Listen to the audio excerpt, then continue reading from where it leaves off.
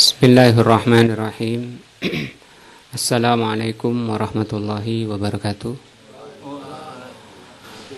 Alhamdulillahirabbil alamin wa bihi nasta'in ala umuri dunya waddin. Asyhadu an la ilaha illallah wa asyhadu anna Muhammadan abduhu wa rasuluh. Allahumma shalli ala Muhammadin wa ala alihi wa sahbihi ajmain. Wa ba'du. Pelajaran malam ini adalah fikih. Ini adalah ahad yang ke-5 dan kita masih di pelajaran hadis pertama di dalam kitab Umdatul Ahkam, yaitu kitab hadis, yaitu hadis dari Umar ibn Khattab radhiyallahu anhu. Beliau mengatakan,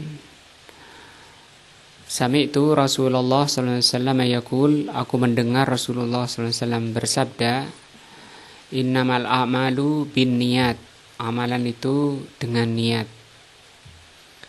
Hanya saja amalan itu dengan niat. Wa fi riwayatin, dalam riwayat lain, binniyati, dengan niat. Kalau ini jamak, ini tunggal. Wa innama likulli imri'in ma nawa, nilai seseorang tergantung dari niatnya. Faman kanat hijratuhu ilallahi wa rasulihi, barang siapa yang hijrahnya kepada Allah dan Rasulnya, fa hijratuhu ilallahi wa rasulihi, maka hijrahnya kepada Allah dan Rasulnya.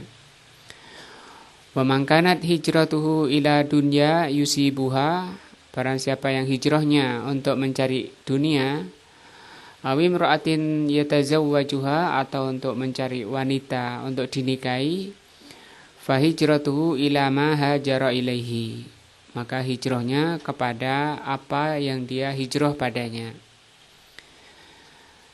Sudah sekian pembahasan dan sudah kita sampai kepada Al-Faidatus Sadisah, faidah yang ke-6 dari hadis tadi, dari hadis pertama tadi.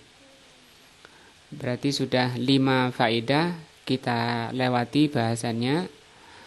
Faidah yang ke-5 terakhir tentang hijrah, baik dari negara kafir maupun ke negara Islam, atau dari tempat yang jelek ke tempat yang lebih baik. Kemarin kapan dikatakan wajib dan kapan tidak wajib. Yang menjadi ukuran adalah tentang agama dirinya sendiri. Apabila di tempatnya itu membahayakan agamanya, maka dia wajib untuk hijrah. Tetapi kalau tidak berbahaya dan dia masih bisa melaksanakan agamanya di tempatnya, maka hukumnya sunnah. Dan kalau di tempat tersebut dia masih bisa menampakkan, bisa menyiarkan, dan bisa mempengaruhi orang lain kepada Islam, maka tinggalnya di situ adalah wajib. Tidak boleh untuk hijrah. Jadi memilih tempat itu ukurannya adalah agama. Sampai orang Arab bilang, walaupun kita misalnya cari rumah atau cari perumahan misalnya, orang Arab bilang al-jaru qoblad dar, kondisi tetangga itu sebelum milih rumah, maka dilihat kondisi tetangganya. Kalau tetangganya orang-orangnya itu orang-orang yang jauh dari agama, maka harus dihindari, karena nanti bisa menurunkan agama dirinya. Kita mungkin pernah dengar ada orang Yahudi ketika Rasulullah SAW cerita, ada seseorang yang telah membunuh 99 orang. Kemudian dia bertanya, karena muncul kesadarannya untuk taubat, apakah ada orang yang bisa menunjuki aku orang baik? Maka dia mendatangi orang ahli ibadah, Orang ahli ibadah mengatakan ketika ditanya apakah aku masih bisa taubat, kata orang ahli ibadah, tidak ada taubatnya bagi orang yang telah membunuh sekian orang, 99 orang. Terlalu besar mungkin bagi pikirannya orang ahli ibadah. Maka ahli ibadahnya tadi dibunuh sekalian, sehingga yang terbunuh lengkap menjadi 100 orang. Kemudian masih bertanya lagi orang tadi, kemudian ditunjukkan kepada orang alim. Nah, maka kata orang alim, masih bisa kamu taubat kepada Allah. Nah, sehingga di sini menunjukkan bahwa orang berilmu itu lebih baik daripada orang ahli ibadah. Seperti digambarkan oleh Rasulullah, perbedaannya seperti bintang dan bulan. Kalau bintang itu dia memang bercahaya, tapi hanya menerangi dirinya. Sedangkan bulan menerangi dirinya dan menerangi yang lain. Ini contohnya tadi. Jadi ketika seseorang itu di suatu tempat itu agamanya itu selamat, maka tidak ada kewajiban untuk hijrah, untuk pindah ke tempat yang lebih baik. Nah, dan kalau sampai di tempat tersebut dia masih bisa menyiarkan agamanya, mempengaruhi orang lain, bahkan dia tidak boleh pindah. Sekarang faedah ke-6 dari hadis tadi, hadis Umar tadi. Annama kana minal umuril masyru'ah, bahwa di dalam perkara-perkara yang disyariatkan, ya, perkara-perkara yang disyariatkan, fala haraja, maka tidak dosa, an yu'tofa ala rabbi azza wa jalla bil wawi, tidak apa-apa, tidak berdosa untuk menggabungkan antara Allah dengan wawu, dengan wa itu dan ad-dallati alal musyarakah, yang menunjukkan kebersamaan. Nah, pakai wawu tidak apa-apa.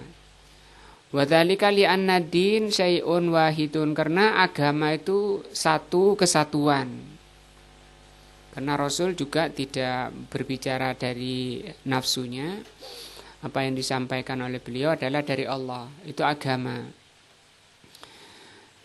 Dan agama itu bukan dari akal orang, bukan dari hasil seminar, bukan hasil sidang, bukan hasil musyawarah, tapi agama itu dari Allah. Kata Al-Imam Al-Barbahari rahimahullah, inna dina innama ja'a min kibalillah, agama itu datangnya dari Allah wa rasulihi, dan dari rasulnya. Liqaulihi huna, berdasarkan hadis, jadi agama itu satu kesatuan, maka tidak apa-apa menggabungkan Allah dan rasulnya. Seperti di sini Rasulullah katakan, faman kanat hijratuhu ilallahi wa rasulihi, barang siapa yang hijrahnya kepada Allah dan Rasulnya. Di sini yang dimaksud wawunya tadi, tidak apa-apa menggabungkan, menyatukan antara Allah dan Rasulnya kalau dalam perkara syar'i, perkara agama. Kenapa? Karena agama itu satu kesatuan. Bikhilafil umuril kauniyah, beda kalau masalah kauniyah. Masalah kauniyah ini selain syar'i. Misalnya masalah bagaimana penciptaan alam, bagaimana pengurusan alam, bagaimana pemilikan alam. Fa innahu la yajuzu an yusrakallah, maka kalau perkara kauniyah, kauni itu keadaan alam ini, itu tidak boleh Allah itu disekutukan. Au yusraka ma'allahi ghairuhu, atau disekutukan dengan Allah selainnya. Illa biharfin, kecuali harus pakai huruf yadullu ala tartib, harus pakai huruf yang menunjukkan tartib. Tartib itu urutan. Maksudnya Allah dulu baru Rasulnya. Kalau tartib itu bisanya pakai summa. Summa. Kalau ini bukan tartib ini. Ma'a ini kebersamaan. Jadi Allah bersama Rasulnya. Kalau tartib misalnya Allah summa rasulihi misalnya. Allah kemudian. Kata kemudian ini namanya tartib. Boleh. Kalau pakai huruf tartib. Nah, kalau masalah kauni tapi. Wa adamut tasawi tidak boleh disamakan. Kalau dalam perkara-perkara kauni. Kalau syar'i boleh. Nah, wa yadullu ala dzalika minal Qur'anil Karim. Hal ini ditunjukkan di dalam Al-Qur'an. Qauluhu ta'ala dalam firman-Nya, walau annahum radu. Ini ayatnya surat At-Taubah ayat 59. Kalau mereka itu ridho ma'atahumullah, apa yang datang pada mereka dari Allah, wa rasuluhu, dan datang dari Rasulnya. Ini ya, di ayat ini pakai waw. Ini yang disebut waw ma'iyah, waw yang bermakna sekutu, bersama, satu kesatuan. Ini dalil bolehnya pakai waw kalau dalam perkara syar'i. Sehingga ata di sini yang datang pada mereka itu maksudnya syar'i, agama. Wa qalu, mereka mengatakan hasbunallahu sayu'tinallahu min fadlihi. Cukuplah bagi kami Allah. Nah, akan datang pada kami Allah dari karunia-Nya, wa rasuluhu, dan rasulnya. Ini pakai waw juga. Ini boleh. Li'annal idyan, karena yang datang huna, yang datang di ayat ini, di kata-kata ata ini, idyanun syar'iyun, yang datang maksudnya dari Allah ini adalah syar'i, agama ini datangnya dari Allah. Maka boleh dari Allah dan Rasulnya. Kenapa perkara ini kok dibahas kayak gini, kok dibahas? Ini sangat penting karena berkaitan dengan akidah. Berkaitan dengan tauhid, pengesaan Allah. Bisa, kalau salah, bisa merusak tauhidnya. Wahwa al-i'ta'u, yaitu pemberian minal fai'i awis sadaqat. Nah, yaitu masalah pemberian dari harta rampasan fai'. Fai' itu artinya rampasan harta, rampasan perang tanpa pertempuran. Misalnya banyak Rasulullah SAW mendapatkan harta fai' karena orangnya sudah meninggalkan hartanya. Nah, seperti dalam banyak dari Bani Quraidah, orang-orang Yahudi, ketika mereka sudah terdesak dan laki-lakinya ditangkap semua, kemudian harta-hartanya tanpa mereka melawan, tanpa peperangan, maka seluruh hartanya disebut harta fai'. Awis sadaqat, atau tentang pembagian sedekah. Nah, au ma asbaha dzalika, atau yang semisal itu. Wallahu mu'tin war rasulu qasimun. Allah yang memberi dan Rasul yang membagi. Wasyar'u wahidun, dan syariat itu satu kesatuan. Fasyar'ur rasul huwa syar'ullah, maka syariat Rasul itu ya syariat Allah. Nah, maka kita tidak boleh kemudian ada pemilahan, penilaian. Kan itu cuma dari Rasul misalnya. Tidak boleh seperti itu, karena apa yang disampaikan oleh Rasul itu dari Allah. Lakin fil masailil kauniyah, tapi kalau dalam masalah kauniyah, la yumkinu an naj'ala ghairallahi musawiyan lahu. Tapi kalau masalah kauniyah, ya itu tidak mungkin disamakan dengan Allah. Nah, misalnya kauniyah ini meyakini siapa pencipta dunia ini? Hanya Allah. Tidak boleh kemudian yang mencipta dunia ini, yang mencipta alam ini Allah dan misalnya. Itu tidak boleh. Karena itu masalah kauniyah. Siapa yang mengatur alam ini misalnya? Itu hanya Allah yang mengatur. Siapa yang menurunkan hujan? Allah. Dan misalnya diberi dan kemudian menyebutkan Tuhan-Tuhan selain Allah. Kan pengaruh nanti dengan misalnya kapan bumi dihancurkan? Ya terserah Allah karena Allah yang menguasai, Allah saja.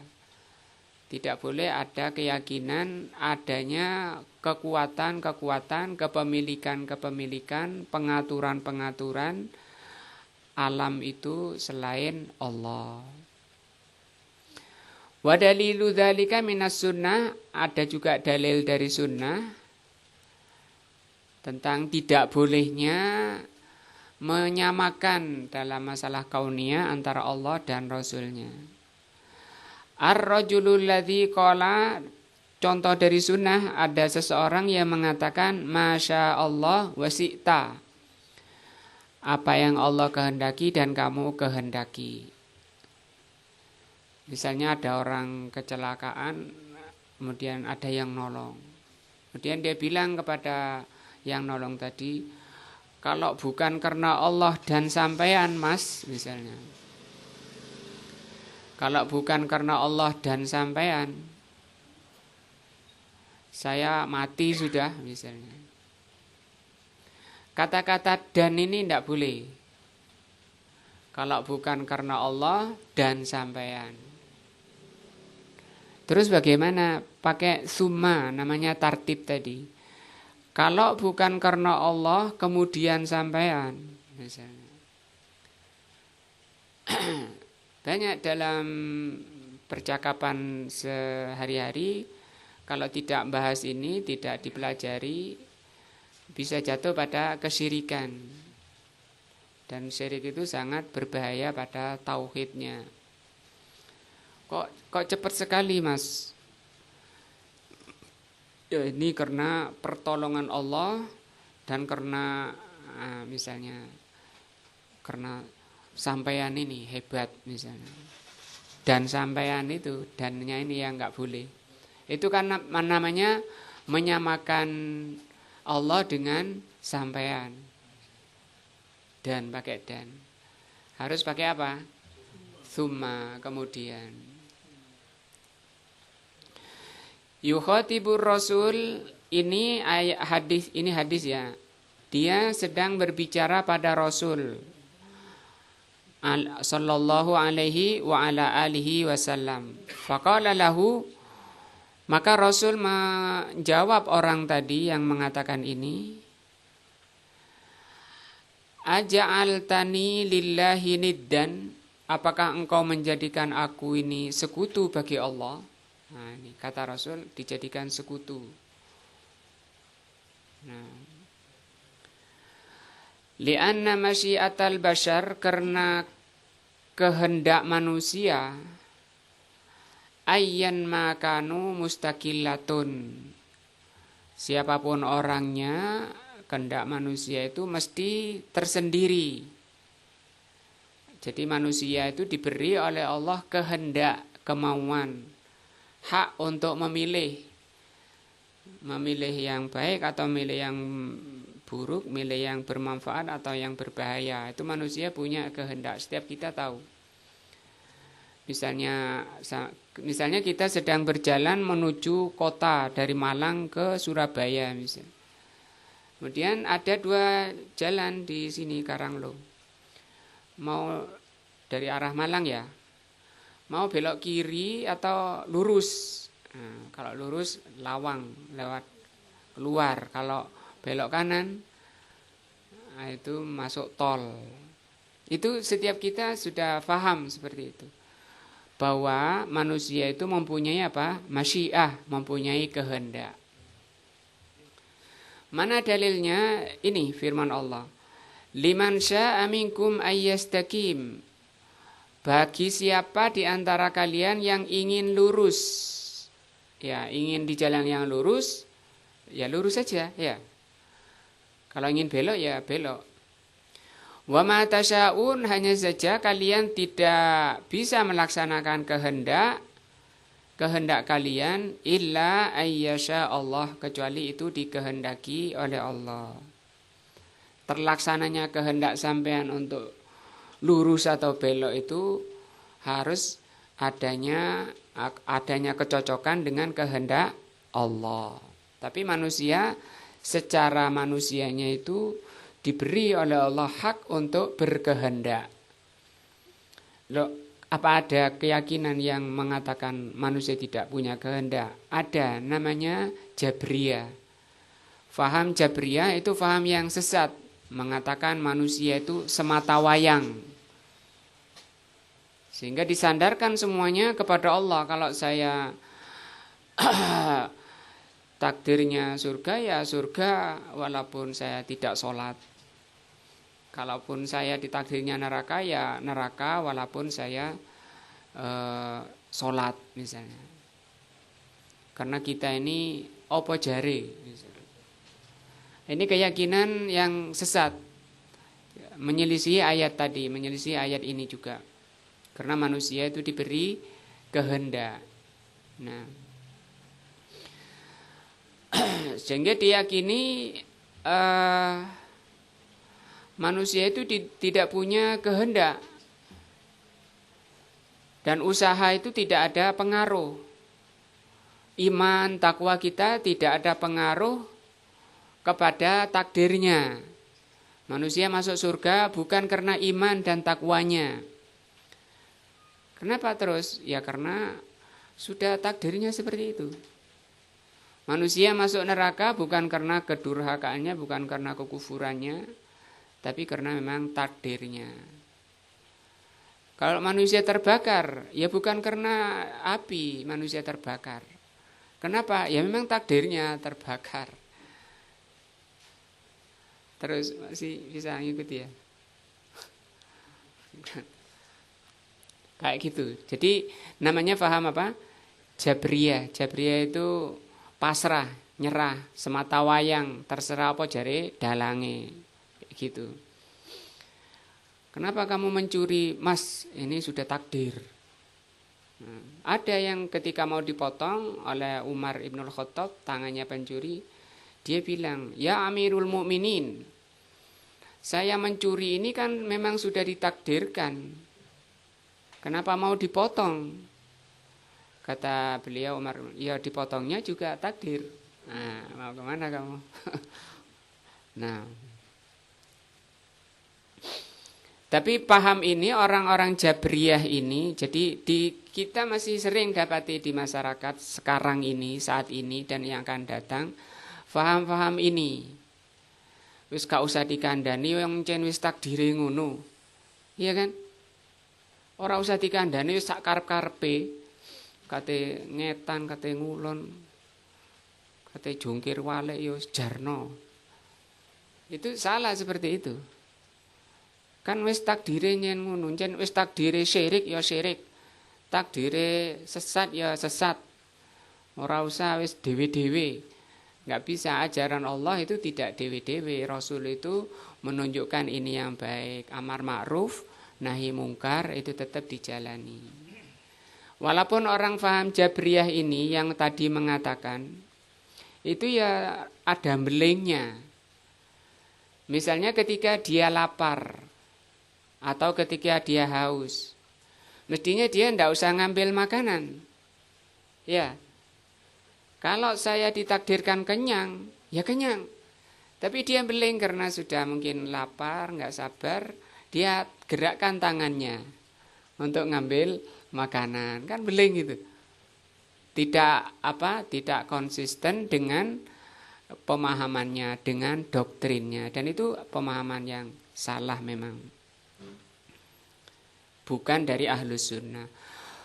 Fa'idha kulta, kalau engkau mengatakan sya'allah wa syi'ta, kalau engkau mengatakan karena Allah, karena kehendak Allah, karena takdir Allah, dan karena takdirmu, karena kehendakmu, karena kehendak Allah dan karena kehendakmu, tukhadibu basyaron, engkau bicara dengan manusia, dengan orang lain, faqad ja'alta masyiatahu musawiyan li masyiatillah.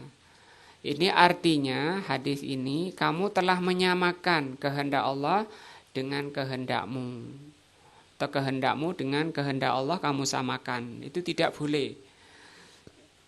Wa hadza khata'un, ini adalah kesalahan. Walihada, dari ini farraqan nabiyyu sallallahu alaihi wasallam bainahuma, dari itu Rasul dibedakan. Jadi apa yang pelajaran ke-6 dalam hadis ini, bahwa untuk masalah syariat, masalah agama, boleh kita menyamakan Allah dan Rasulnya, karena semua satu kesatuan. Tapi kalau masalah kauniyah, karena nanti terkait dengan kenapa orang itu minta pada selain Allah, karena dia meyakini bahwa selain Allah itu bisa berbuat di alam ini. Ada yang datang ke kuburan, ada yang datang ke kuburan punden-punden yang kita orang itu nggak tahu bagaimana sejarahnya orang yang dikubur. Ada yang datang ke kuburan-kuburan orang yang dibilang para wali, untuk minta-minta ke sana menghadapi masalah-masalahnya. Kenapa dia datang ke sana? Karena meyakini bahwa yang penghuni kuburnya itu bisa berbuat di alam ini. Lah, berbuat di alam ini, memberi manfaat atau menolak bahaya, namanya kauni. Namanya kauni. Kalau orang itu tidak meyakini bahwa mereka bisa berbuat, ya tidak akan datang ke sana. Ngapain datang ke sana wong kita meyakini hanya Allah yang bisa mengatur alam ini. Yang bisa menerangkan hujan ini ya hanya Allah. Ngapain kate sapu dibalik kemudian dikasih lombok-lombok di atasnya. Datang ke orang pintar sana, kemudian minta diterangkan karena mau mantu. Kapan mantunya? Hari Rabu Pahing misalnya. Nah, waduh, jangan Rabu Pahing, itu ngeblake mbae. Gak jadi-jadi. Terus kliwon. Wah, kliwon itu ngeblake ya bapake. Ya, habis nanti 5 orang itu mesti ada yang ngeblak di situ, nggak jadi-jadi. Nah, itu akibat dari ini tadi. Masalah apa? Kauni. Ketika meyakini bahwa yang di alam ini hanya Allah yang mengatur, yang menguasai, ya sudah, satu kepada Allah, hanya percaya pada Allah, yakin pada Allah, hatinya minta kepada Allah saja. Nah, ini benar dan lurus, sehingga Islam tidak mempersulit, tapi manusianya yang mempersulit diri. Ya, karena mempersulit diri ya sulit. Yang daerah sana bilang kalau bulan Safar enggak boleh mantu di sini. Di adat sini enggak boleh. Wah, kalau di sini malah bulan Syawal enggak boleh. Wah, kalau di situ akibatnya setiap daerah punya bulan tertentu yang enggak bisa. Itu kan mempersulit juga. Akibatnya enggak jadi-jadi. Wallahu a'lam bishawab. Ini pembahasan hadis nomor 1. Kita akan masuk ke hadis nomor 2. Hadis fikih ya ini. Wa an Abi Hurairah radhiyallahu anhu qala, hadis dari Abu Hurairah radhiyallahu anhu qala, beliau berkata, qala Rasulullah sallallahu alaihi wasallam, Rasulullah bersabda, la yaqbalullahu salata ahadikum, Allah tidak menerima salat di antara kalian, idza ahdatsa, apabila orang itu berhadas, hatta yatawaddoa, sampai berwudu. Asyarhu, penjelasan. Qaluhu la yaqbalu, Rasul mengatakan tidak diterima, hadza nafyun lil qabul.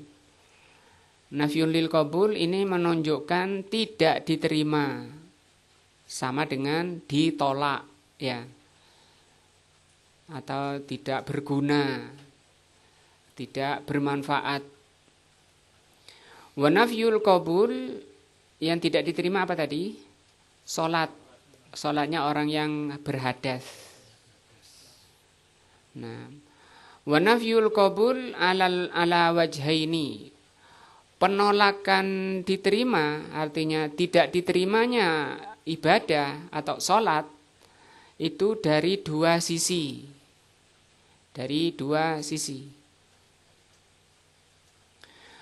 Al-wajhil awwali, sisi pertama, yakunu litarki wajibin, disebabkan karena orang itu meninggalkan kewajiban fil ibadah, dalam ibadah.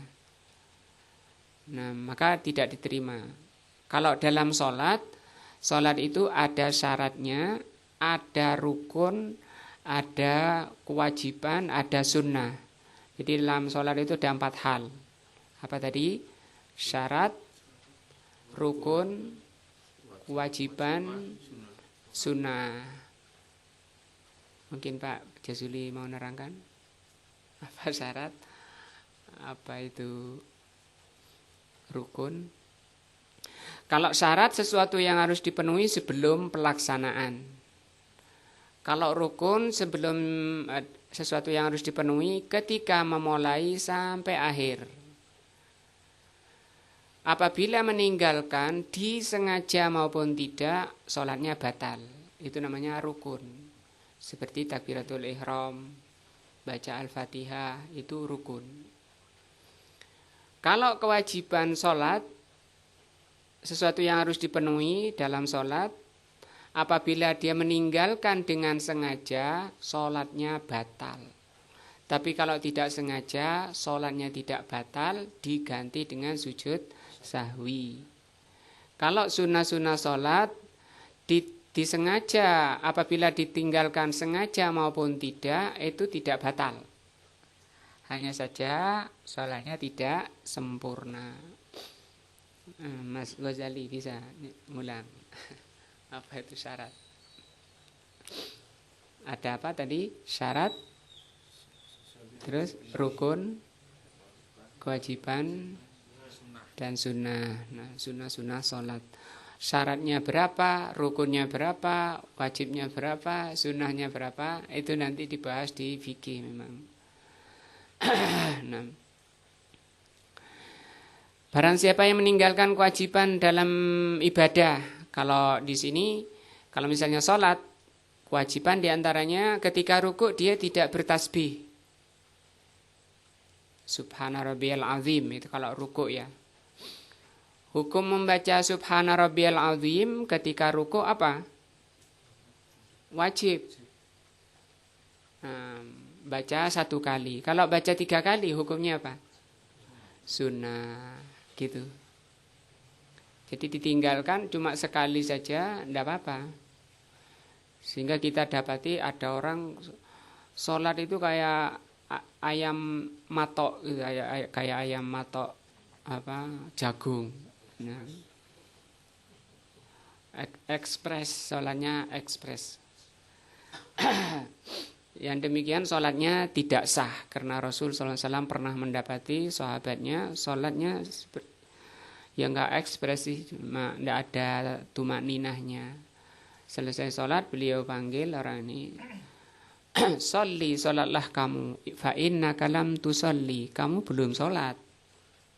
Nah, sampai diulang 3 kali. Ya Rasul, saya taunya ini. Kemudian diajarkan sholat itu ada tumaknina, ketika ruku ada tumaknina. Banyak orang sekarang ninggalkan tumaknina, padahal tumaknina itu rukun. Apa tadi rukun? Ditinggalkan sengaja maupun tidak sengaja, sholatnya batal. Nah, sengaja maupun tidak sengaja, sholatnya batal. Kalau kewajiban, kalau disengaja batal, kalau tidak disengaja tidak batal.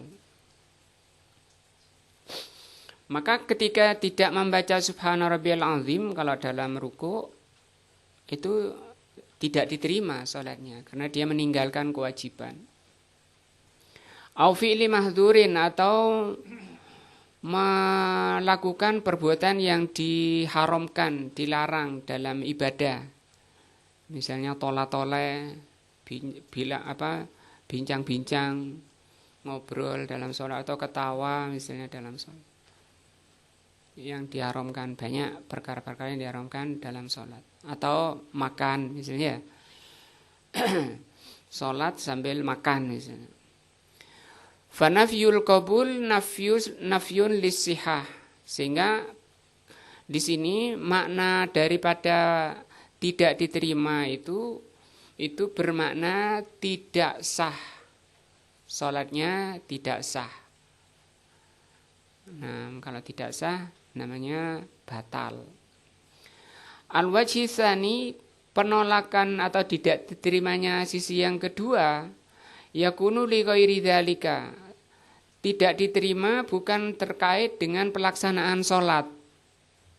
Artinya pelaksanaan sholatnya masih benar. Syaratnya, rukunnya, kewajibannya, sunnah-sunnahnya dijalani. Tapi bisa ditolak amalan tersebut, sholat tersebut disebabkan perkara lain, kata beliau, di luar sholat.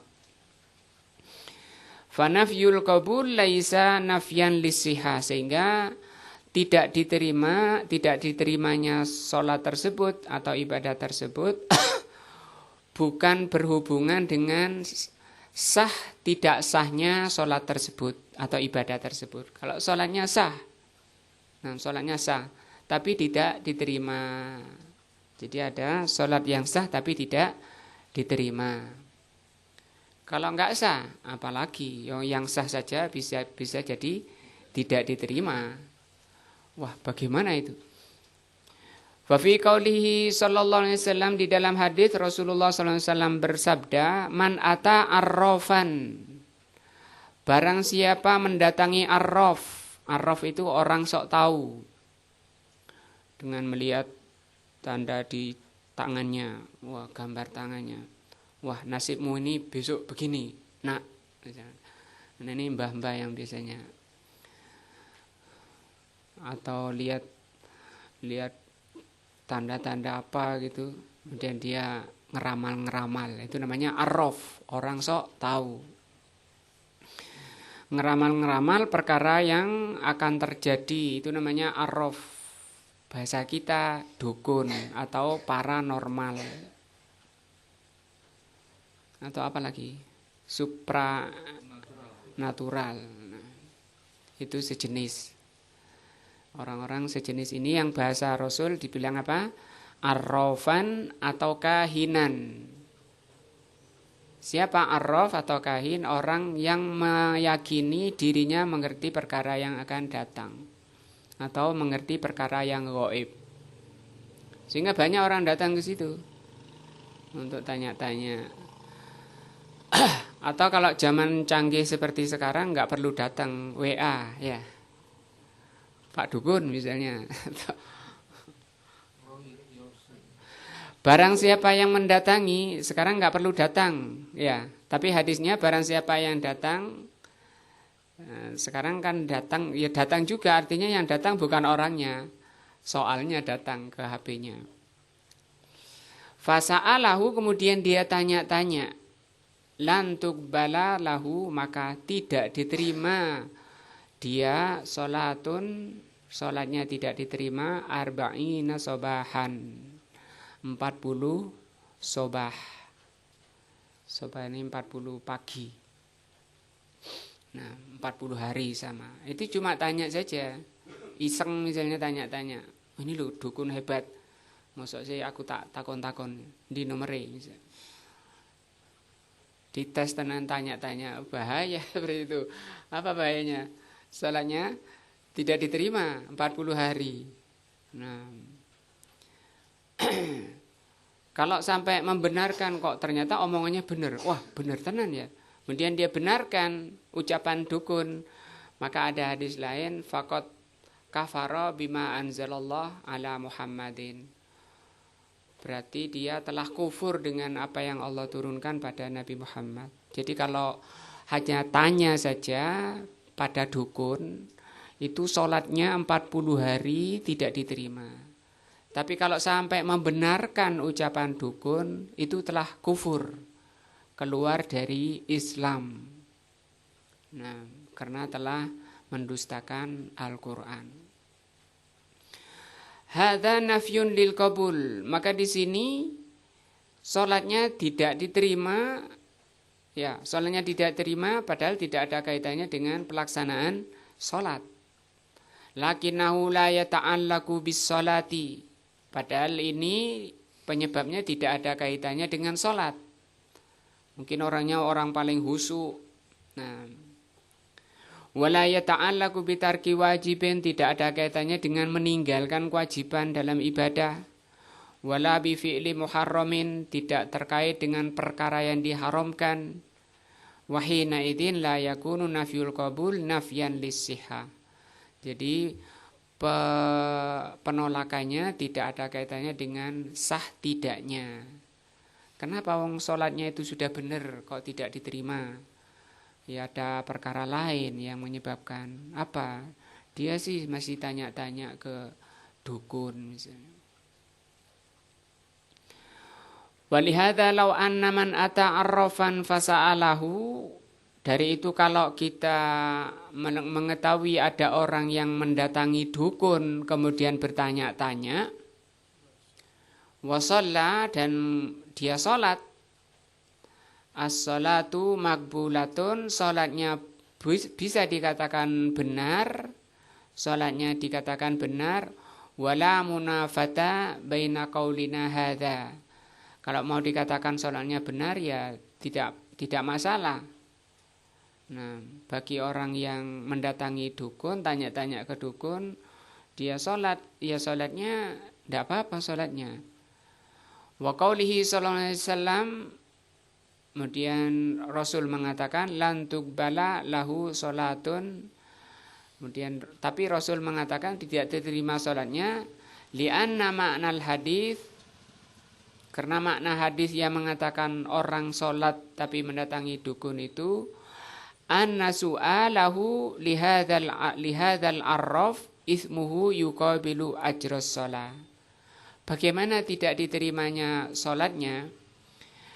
Kata beliau, karena pertanyaan dia bikin soal-soal yang diajukan ke dukun, dosanya, ya, dosa membuat soalnya itu menghapus atau mengimbangi pahala sholat.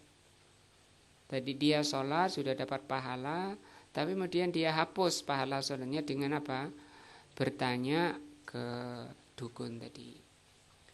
Falam takun hadhihi sholatu makbulatan min jihatin muqabalatil ismi bisawab. Sehingga dikatakan di sini tidak diterimanya pahala sholat dari sisi karena dosa bertanya-tanya ke dukun itu bisa melawan atau mengimbangi pahala ibadahnya, pahala sholatnya. Walaisal makna annaha la tasihu itlaqon, tidak bisa dikatakan sholatnya tidak sah. Sholatnya ya sah-sah tapi tidak diterima, gitu mengatakannya. Wa kadzalika qauluhu sallallahu alaihi wasallam, demikian juga ada hadis lain. Kalau hadis pertama orang yang mendatangi dukun, ya.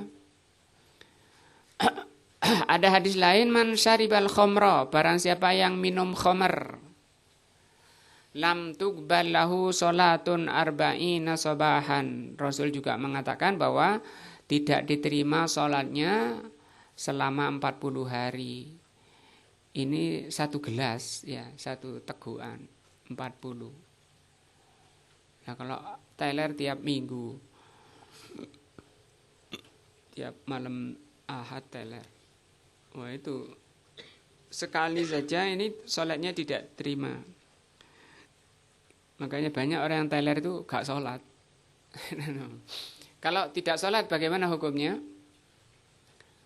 Itu kafir, keluar dari Islam. Rasulullah SAW mengatakan al-farku bainana wa bainal kufri tarkus sholat. Perbedaan kami dengan orang kafir adalah meninggalkan sholat. Faman tarokaha fakot kafar. Barang siapa meninggalkan sholat, sungguh dia telah kafir, keluar dari Islam. Maka orangnya kalau meninggal tidak perlu disolati, tidak perlu dimuliakan, tidak ada penghormatan baginya. Fanaqulu al-muradu bidzalika muqabalatu hadza bihadza walaysa al-murad annaha la tasihu. Demikian juga orang yang minum khamar, sama permasalahan dengan orang yang tanya ke dukun tadi. Artinya pahala dosa dari minum tadi, minum khamar itu dosanya itu menghapus pahala dari sholatnya. Bukan berarti sholatnya tidak sah, sholatnya sah. Nah, qauluhu sallallahu alaihi wasallam sholatu ahadikum, sholat kalian tidak terima, Allah tidak menerima sholat kalian. Amatun, sholat apa yang tidak diterima? Itu umum, semua sholat. Li'anna mufradun mudhof, karena di sini kata beliau mufrad mudhof. Mufrad itu tunggal, ini maksudnya tunggal. Sholat tunggal. Kalau jamak itu seperti ini tulisannya, sholawat. Nah, mudhof itu artinya disandari. Ini disandari oleh ahadikum. Maka kalau mufrad mudhof itu maknanya umum. Fata'ummu kulla sholatin, sehingga maknanya umum, mencakup, meliputi seluruh sholat. Kasolawatil khamsi wal jum'ati, seperti sholat 5 waktu, sholat Jumat, rawatib, sholat rawatib. Rawatib itu yang mengiringi sholat wajib, ya. Ada 2, ba'diyah, qabliyah dan ba'diyah. Al-witri wal witri, salat witir. Wa salatil janazah, salat jenazah. Wa naflil mutlak, kemudian nafal, salat sunnah mutlak. Sunnah mutlak, salat sunnah mutlak, salat sunnah yang tidak ada sebab-sebabnya. Kullu hadza dahilun fil lafzi, maka semua jenis salat itu terkena tidak diterima oleh Allah apabila orang itu berhadas. Nah, li'annahu yasmulul umum, karena ayat ini, hadis ini sifat umum. Wa hal yadkhulu fi dzalika sujudut tilawah wasyukri, apakah masuk syarat untuk diterimanya itu dengan toharoh, wudhu dulu, untuk sujud tilawah dan sujud syukur. Jadi sujud, ada sujud dalam sholat, ada sujud tilawah. Misalnya orang membaca Al-Quran melewati ayat sajadah namanya, ayat-ayat sajadah yang di sana disyariatkan, disunnahkan untuk sujud. Kalau dia mau sujud ketika membaca, apakah dia harus berwudu dulu? Demikian juga ketika orang itu mendapat nikmat, mau melaksanakan sujud syukur, apakah ketika mau sujud syukur itu dia harus berwudu? Nah, ini ada soal. Jawabnya anna hadza yanbani 'alal khilaf. Masalah ini khilaf. Hal huma minas sholawati amla, apakah duanya ini, sujud tilawah dan sujud syukur ini masuk dalam sholat atau tidak. Fa in qulna innahuma minas sholawat, kalau dikatakan itu termasuk sholat, dakhala fil hadis. Kalau dikatakan itu dalam sholat, masuk sholat, ya sujudnya itu masuk sholat, ya ini berarti terkena hadis ini, harus wudhu dulu. Karena kita sering lihat orang main bola ya, sujud syukur ketika nendang gol, dan dia sujud syukur. Apa dia harus wudhu dulu sebelum main bola misalnya. Nah, kalau ngentut lagi main misalnya. Wasara la budda minat taharati lahuma. Kalau ini masuk sholat, tadi sujud tilawah dan sujud syukur, ya harus wudhu, harus taharah dulu. Wal mas'alatu khilaf, wal mas'alatu alal khilaf, ala khilafin. Dalam masalah ini terjadi khilaf. Wa ana, kata beliau, dan saya Syekh ini, akhtaru anna sujudat tilawati la budda fihi minal wudu. Kalau saya memilih untuk sujud tilawah harus wudu, ya. Bihilafi sujudis syukri, beda dengan sujud syukur. Jadi sujud tilawahnya itu wudu dan sujud syukurnya tidak harus wudu. Lianna sujudat tilawati ya'ti an tarawwin wa tamakkunin minat tahara. Karena namanya sujud tilawah itu sesuatu yang sudah disiapkan dahulu dan masih bisa untuk taharah. Karena orang meyakini mau pegang Al-Quran itu harus wudu. Ya, orang mau pegang Al-Quran harus wudu, sehingga dia ketika membaca kondisinya sudah taharah, sudah suci. Nah, dan dia kalau ngentut akan ditaruh Al-Qur'annya. Sehingga beliau mensahihkan pendapat ini, memilih pendapat kalau sujud tilawah harus taharah. Dan kalau dia sujud kemudian yang mendengar itu juga ikut sujud, ya. Baik dalam sholat maupun di luar sholat. Bikhilafi sujudi syukri, beda kalau sujud syukur, yaitu baghtatan. Kalau sujud syukur itu datangnya tiba-tiba, sekonyong-konyong, langsung. Nah, misalnya ada orang lewat banter gitu, sampean lagi jalan, di tangannya dipegangi, blek, sak gegem, dibuka emas. Wah, emas 1 on lebih. Kemudian, wah, saya tak kesak dulu, tak uduk dulu, enggak. Boleh langsung sujud syukur. Nah, tapi harus tahu emas dulu, tidak semua yang kuning itu emas. Fala yatamakanul insan, sehingga orang tidak mungkin untuk masih pergi dulu mau sujud syukur, saya cari tempat wudhu dulu misalnya. Wa in dhahaba liyatawadda'a fata waqtuhu. Kalau dia harus pergi nyari-nyari mau cari tempat wudu di mana ada air, masih bingung sampai hilang masa atau waktu untuk sujud syukur. Karena sujud syukur itu dilaksanakan ketika dia mendapat nikmat tersebut.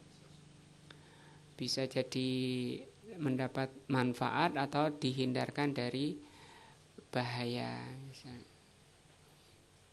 Misalnya anaknya kecepit misalnya, kemudian berhasil di sujud syukur, alhamdulillah, itu nggak perlu wudhu dulu.